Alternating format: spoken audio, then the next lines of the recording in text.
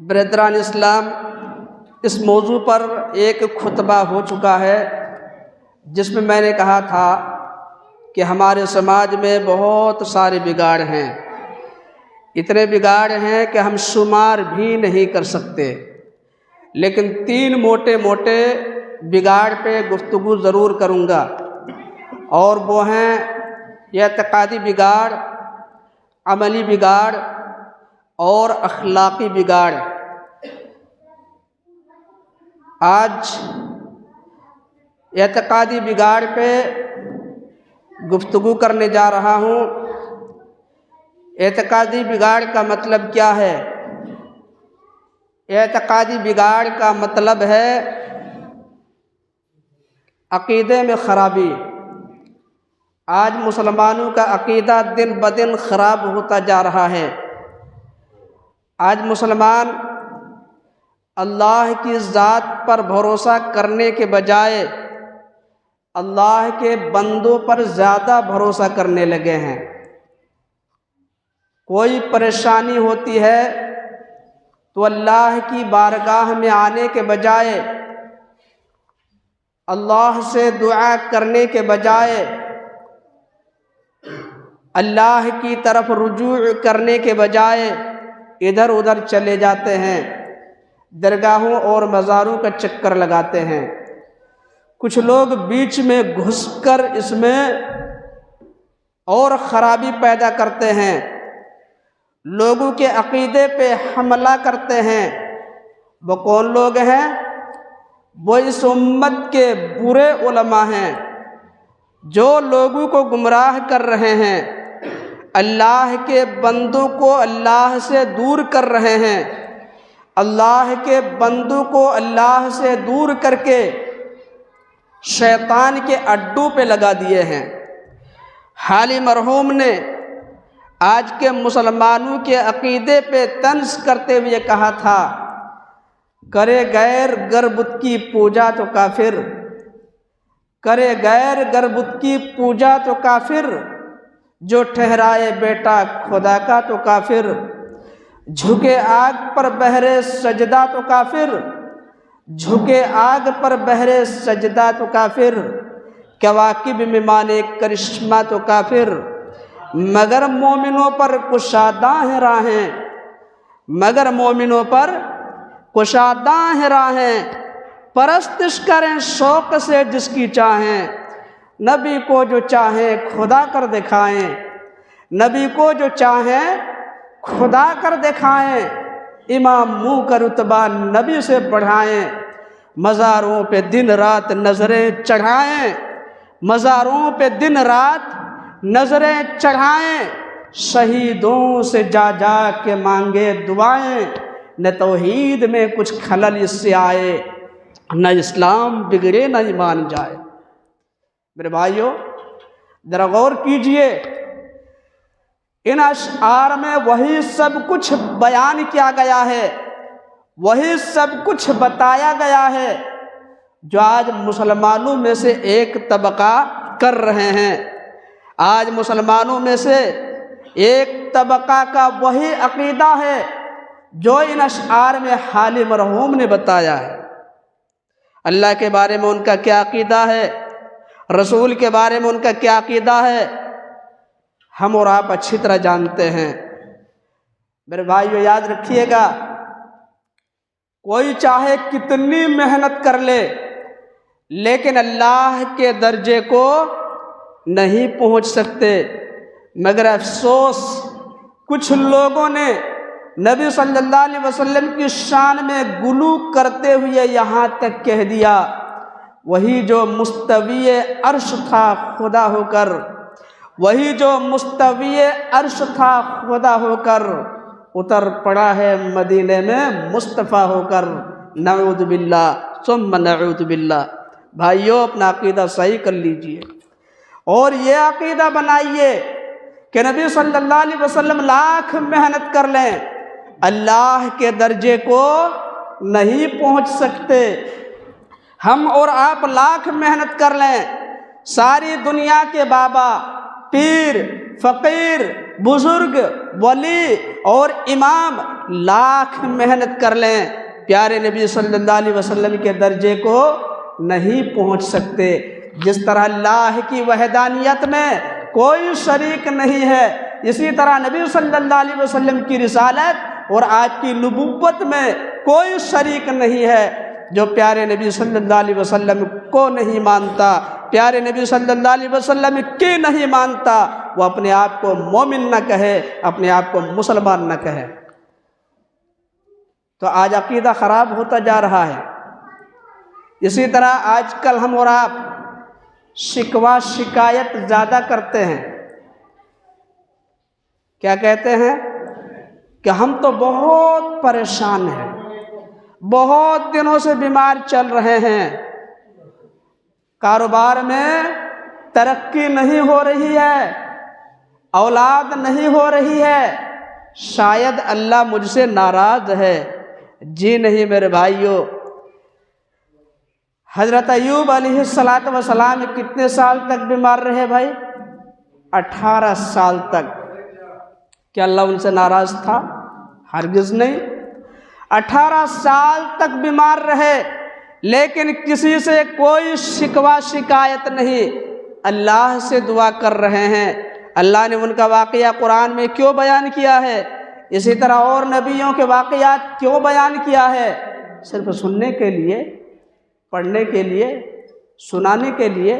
جی نہیں، بلکہ یہ سوچ اور ذہن بنانے کے لیے، یہ عقیدہ بنانے کے لیے۔ ٹھیک ہے، اللہ نے مجھے بیمار کیا ہے، میری اولاد نہیں ہو رہی ہے، میرے کاروبار میں برکت نہیں ہے، ترقی نہیں ہو رہی ہے، شاید وہ مجھے آزما رہا ہے، تو میں بھی جمع رہوں گا، کسی کی چوکھٹ پر نہیں جاؤں گا۔ ہاں، دعا کروں گا، دوا بھی کروں گا، علاج بھی کروں گا، لیکن ساتھ ہی ساتھ یہ عقیدہ بھی رکھوں گا کہ دواؤں میں ٹھیک ہونے کی تاثیر پیدا کرنے والا بھی اللہ ہے۔ اللہ کے سوا ایسا کوئی نہیں کر سکتا۔ بھائیوں، چند چیزیں ایسی ہیں جہاں ہمارا ایمان ڈگمگا جاتا ہے۔ غور کیجئے، حضرت ایوب علیہ السلام 18 سال تک بیمار رہے، لیکن اللہ کو پکارتے رہے۔ اللہ نے ان کے بارے میں کیا کہا؟ ذرا اللہ کا فرمان سنیے۔ وَأَيُّوبَ إِذْ نَادَى رَبَّهُ أَنِّي مَسَّنِيَ الضُّرُّ وَأَنْتَ أَرْحَمُ الرَّاحِمِينَ فَاسْتَجَبْنَا لَهُ فَكَشَفْنَا مَا بِهِ مِنْ ضُرٍّ وَآتَيْنَاهُ أَهْلَهُ وَمِثْلَهُمْ مَعَهُمْ رَحْمَةً مِّنْ عِنْدِنَا وَذِكْرَىٰ لِلْعَابِدِينَ۔ سورۃ الانبیاء، سورہ نمبر 21، آیت نمبر 83 اور 84۔ یاد کرو، ایوب علیہ السلام کو جب انہوں نے اپنے رب کو پکارا، پتہ چلا ہمیں اور آپ کو بھی اپنے رب کو ہی پکارنا ہے، چاہے کچھ بھی ہو جائے، کتنی بڑی تکلیف کیوں نہ ہو، مصیبت کیوں نہ ہو، اپنے رب کو ہی پکارنا ہے۔ حضرت ایوب علیہ السلام نے کہا، انی مسنی الضر وانت ارحم الراحمین، پروردگار مجھے تکلیف ہے، میں بہت دنوں سے بیمار چل رہا ہوں، تو سب سے زیادہ رحم کرنے والا ہے، تو مجھے شفا دے دے، تو میری بیماری ٹھیک کر دے، تیرے سوا میری بیماری کوئی ٹھیک نہیں کر سکتا۔ اللہ اکبر! ایسا ایمان ہونا چاہیے، ایسا عقیدہ ہونا چاہیے۔ غور کیجئے میرے بھائیوں، حضرت ایوب علیہ السلام 18 سال تک بیمار رہے، 18 سال تک اللہ سے دعا کرتے رہے، مایوس نہیں ہوئے، اللہ کی رحمت سے نا امید نہیں ہوئے۔ اور آج ہمارا حال یہ ہے، آج ہم ایک بار دعا کرتے ہیں، 2 مرتبہ دعا کرتے ہیں، 5 مرتبہ دعا کرتے ہیں، 10 مرتبہ دعا کرتے ہیں، 1 دن دعا کرتے ہیں، 2 دن دعا کرتے ہیں، 1 ہفتہ دعا کرتے ہیں، 10 دن دعا کرتے ہیں، گھبرا کے پریشان ہو کے دعا کرنا چھوڑ دیتے ہیں اور کہتے ہیں کہ ہماری دعا تو قبول ہی نہیں ہوتی۔ یاد دیکھیے، 18 سال تک بیمار ہیں، لیکن نا امید نہیں ہیں، مایوس نہیں ہیں، اللہ کی رحمت کے امیدوار ہیں، اللہ سے دعا کر رہے ہیں۔ میرے بھائیوں، محنت کرنا ہمارا کام ہے، محنت کرتے رہیے، کوشش کرتے رہیے اور نتیجہ اللہ پہ چھوڑ دیجئے۔ اگر آپ سچے دل سے اللہ سے دعا کر رہے ہیں اور دعا کی قبولیت کے جو شروط ہیں، اگر وہ شرائط آپ کے اندر پائی جاتی ہیں تو انشاءاللہ آپ کی دعا قبول ہوگی۔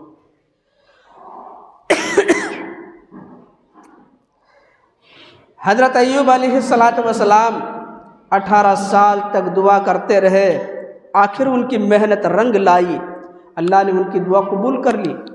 اللہ نے کہا فَاسْتَجَبْنَا لَهُ فَكَشَفْنَا مَا بِهِ مِن ضُرٍّ، ہم نے اس کی پکار سن لی، اس کی دعا قبول کر لی، اس کی بیماری ٹھیک کر دی، جو کچھ لیا تھا وہ بھی دے دیا۔ اور آگے کہا وَذِكْرَىٰ لِلْعَابِدِينَ، اللہ کے بندوں کے لیے اس واقعہ میں نصیحت ہے، یعنی کوئی بھی میرا بندہ بیمار ہوگا، کسی بھی تکلیف میں ہوگا، مجھ سے دعا کرے گا، مجھے سچے دل سے پکارے گا، میں اس کی ساری پریشانیوں کو دور کر دوں گا۔ آگے بڑھیے۔ حضرت یونس علیہ السلام کے بارے میں ہم اور آپ سنتے رہتے ہیں کہ ان کو ایک بہت بڑی مچھلی نے نگل لیا تھا۔ تو مچھلی کے پیٹ سے کس نے نکالا تھا بھائی؟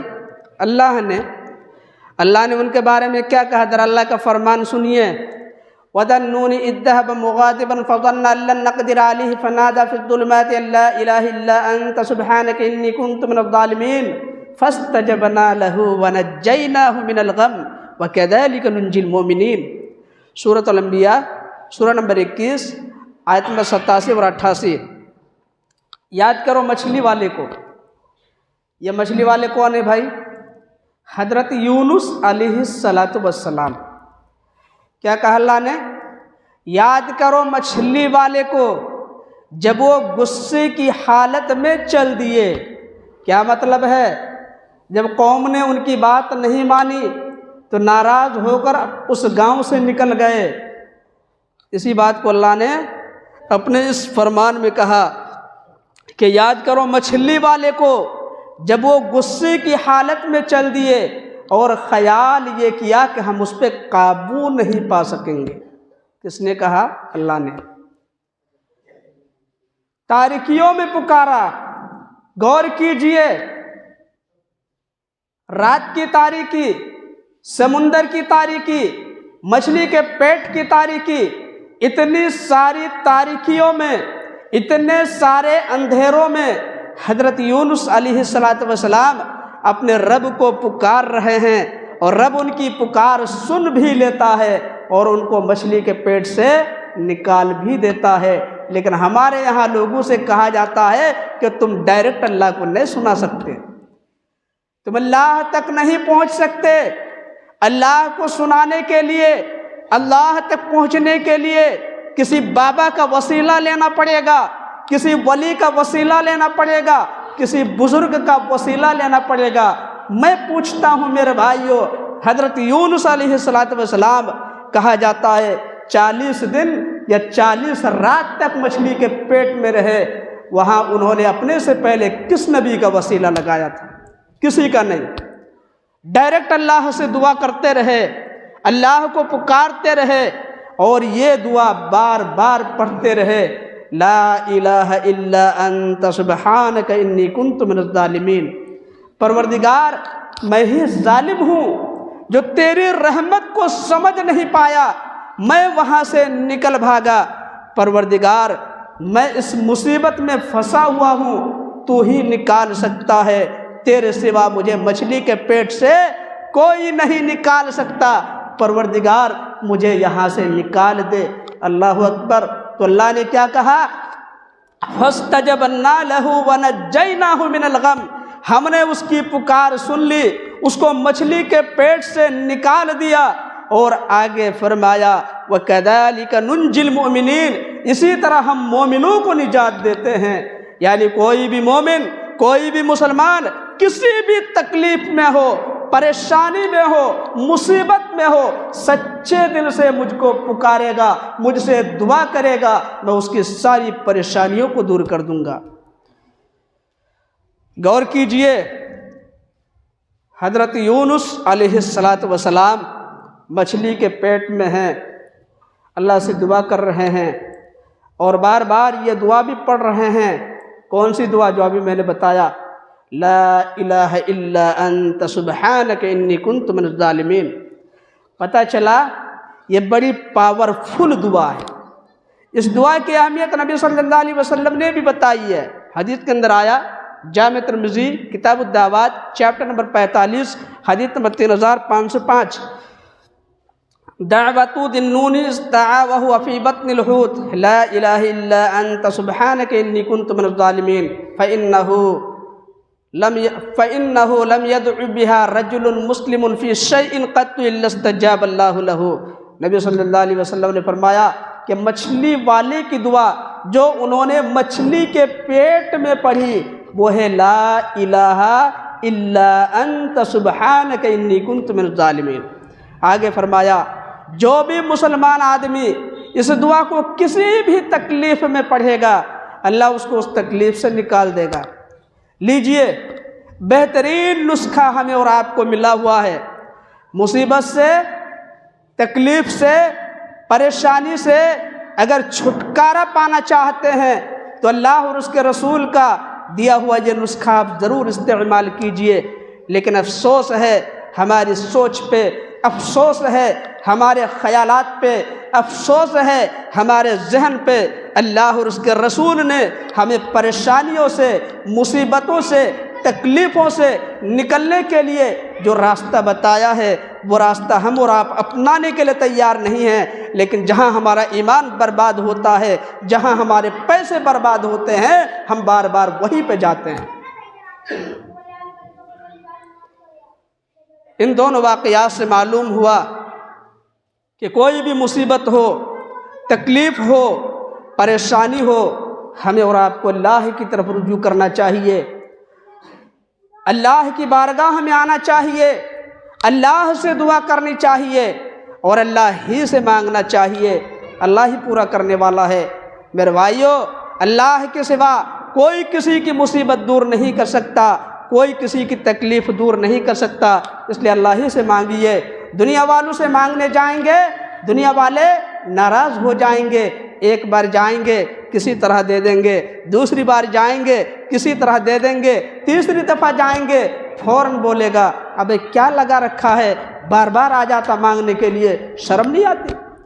لیکن اللہ کا معاملہ اس کے بالکل برعکس ہے۔ اللہ سے آپ جتنی دفعہ مانگیں گے اللہ آپ سے اتنا ہی زیادہ خوش ہوگا۔ اگر آپ اللہ سے نہیں مانگیں گے تو اللہ آپ سے ناراض ہو جائے گا۔ تو یہ دنیا والے مانگنے سے ناراض اور وہ عرش والا نہ مانگنے سے ناراض، اس لیے بھائیو سب کچھ اللہ سے مانگنا ہے، اللہ ہی پورا کرنے والا ہے۔ اولاد نہیں ہو رہی ہے، اللہ سے مانگیے۔ کچھ لوگ اس میں چور دروازہ نکال لیتے ہیں۔ حضرت ابراہیم علیہ السلام، حضرت زکریا علیہ السلام کو بڑھاپے میں کس نے اولاد دی؟ اللہ نے دی۔ کچھ لوگ کیا کرتے ہیں، جب اولاد نہیں ہوتی ہے تو ادھر ادھر جاتے ہیں، ڈاکٹروں سے چیک اپ کرواتے ہیں اور کہاں کہاں علاج کرتے ہیں، کوئی خوشخبری نہیں ملتی، بچہ نہیں ہوتا تو شیطانی قسم کے لوگ ان کو مشورہ دیتے ہیں، ارے کبھی میری بات پہ عمل کر لو، فلاں بابا کی مزار پہ پہنچو، بابا کی مزار پہ چادر چڑھا دو، بابا کے نام پہ مرغا دے دو، بکرا دے دو، لنگر ڈال لو، ایسا کرو ویسا کرو، تمہارے یہاں اولاد ہوگی۔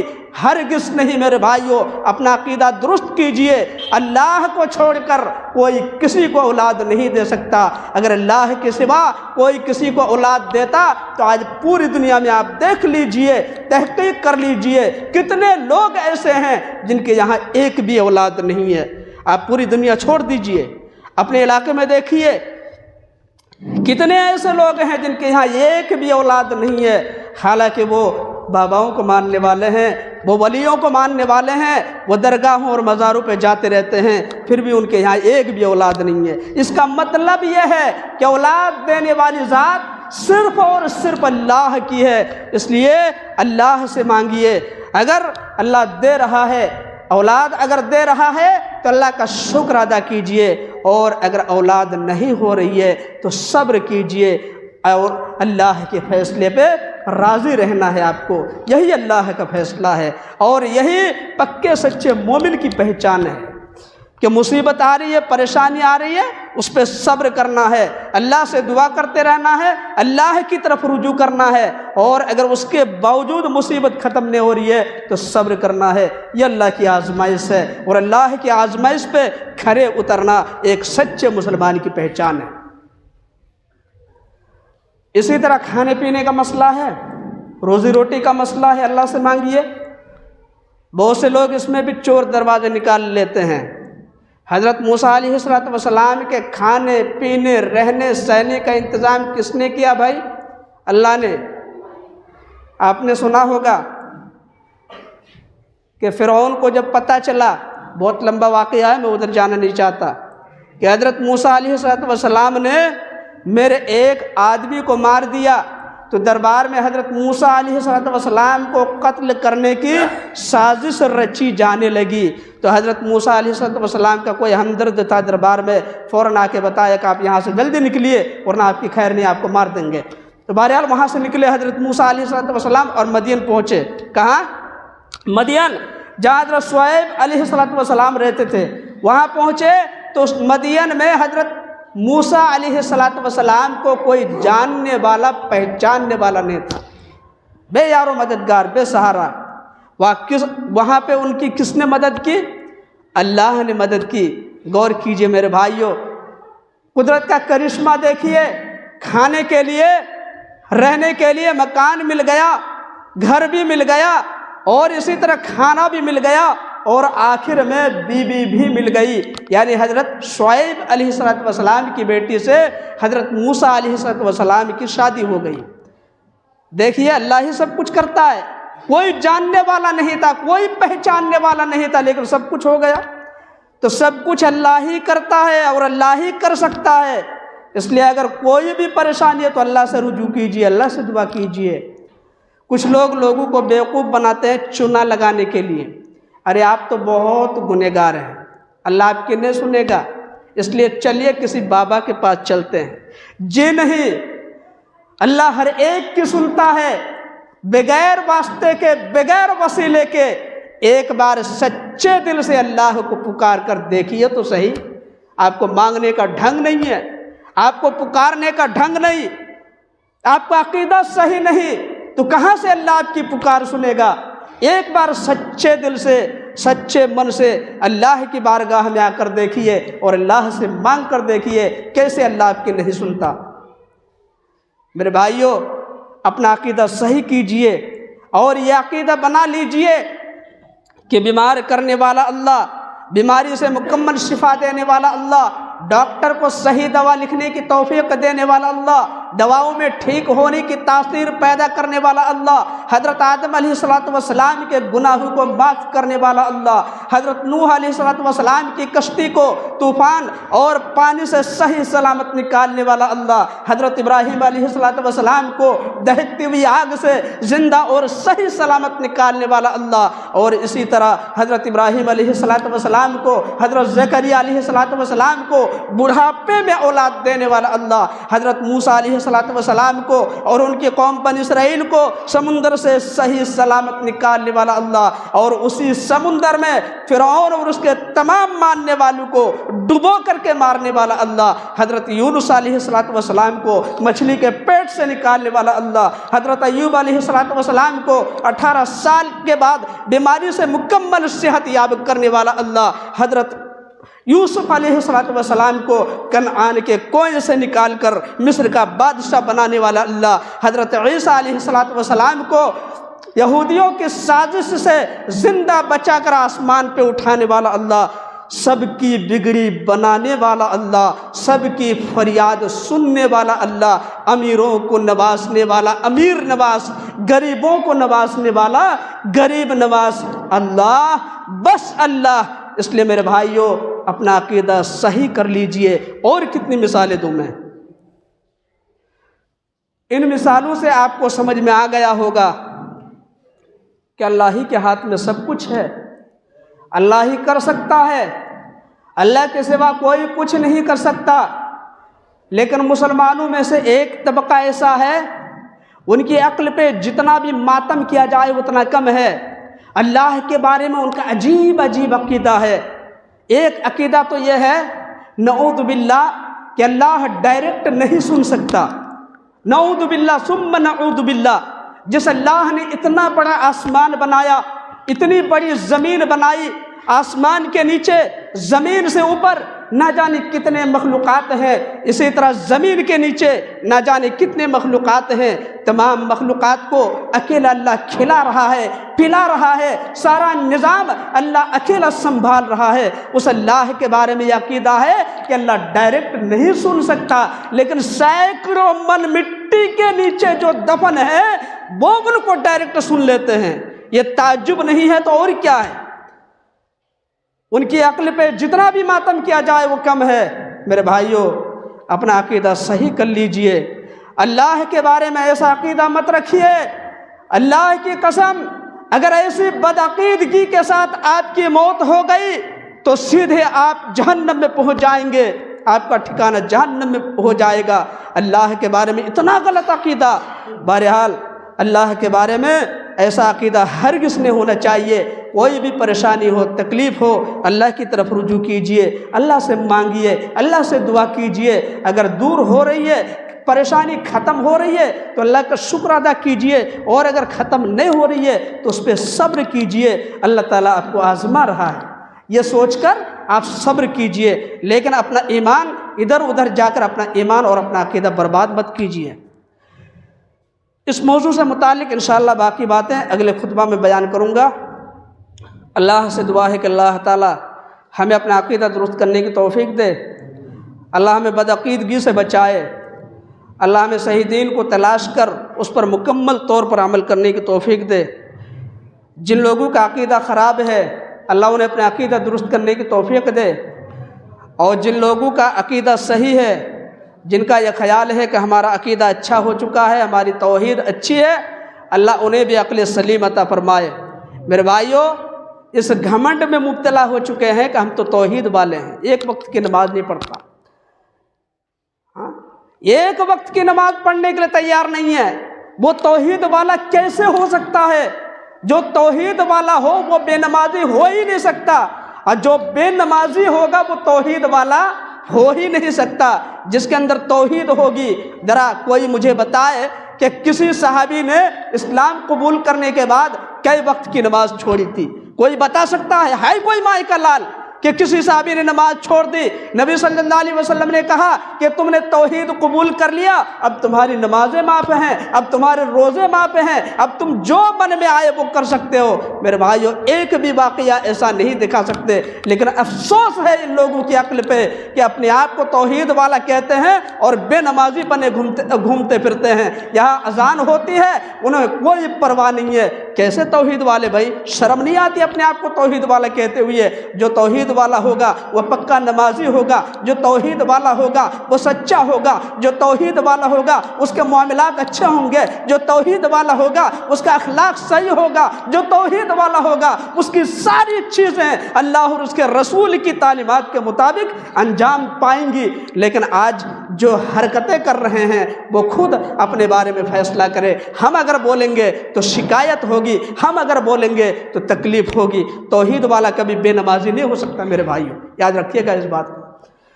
تو اللہ تعالیٰ ایسے لوگوں کو عقل سلیم دے، اللہ تعالیٰ ایسے لوگوں کو توحید کی اہمیت سمجھنے کی توفیق دے، اللہ ایسے لوگوں کو اسلام کی تعلیمات کو اچھی طرح سمجھنے کی توفیق دے۔ اللہ ہمیں جب تک رکھے ایمان کی حالت میں اسلام پہ رکھے، جب ہمارا خاتمہ ہو ایمان کی حالت میں ہو، اسلام پہ ہو، عقیدہ توحید پہ ہو، نبی کی سنت پہ